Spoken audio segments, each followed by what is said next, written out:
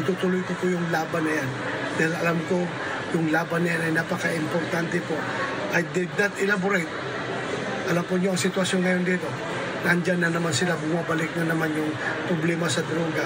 At ipagpatuloy ko po, ang aking buhay po ay nakasugal na dito sa aking advokasya laban sa illegal na droga. Kaya huwag po kayo mag-alala, sagot ko kayo, itaga nyo sa bato.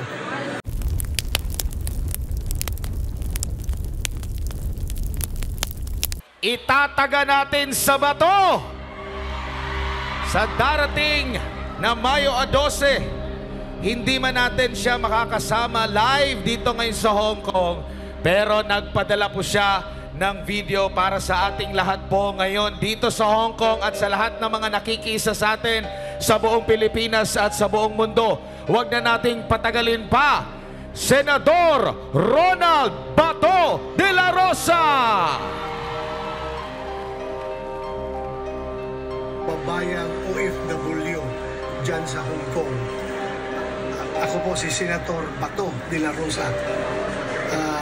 Ako po ay magpaumanhin sa inyong lahat dahil hindi ako nakarating dyan ngayon dahil supposed to be ang flight ko ay kaninang madaling araw, but because of some hindi na ako natuloy.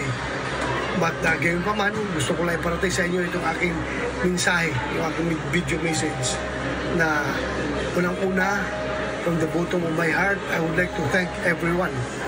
Lahat ng OFW sa buong mundo, particularmente na dyan sa Hong Kong, sa inyong pagtulong sa akin noong last 2019 election. Tayo po ay number 1 sa OFW votes. Sa lahat po ng bansa sa buong mundo, tayo po ang number 1 sa OFW votes. At meron lang isang bansa kung saan tayo ay naging number 4. But all the rest, number 1 po tayo. At sa pangkalahatan ng OFW votes, ang inyong pong lingkod na si Senador Bato ay number 1.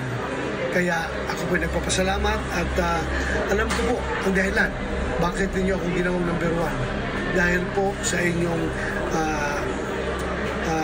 pag-alala sa inyong mga mahal sa buhay, inyong mga anak na naiwan dito sa Pilipinas, na pakiramdam nyo po ay sila po ay safe na safe sa pinagbabawal na gamot nung tayo ay chip and pay because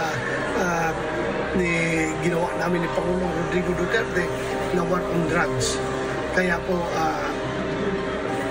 binigyan nyo ako ng napakalaking mandato at huwag po kayo mag-alala. Kapag ako po yung nakabalik, itutuloy ko po yung laban na yan. Dahil alam ko, yung laban na yan ay napaka-importante po. I did not elaborate. Alam po niyo ang sitwasyon ngayon dito.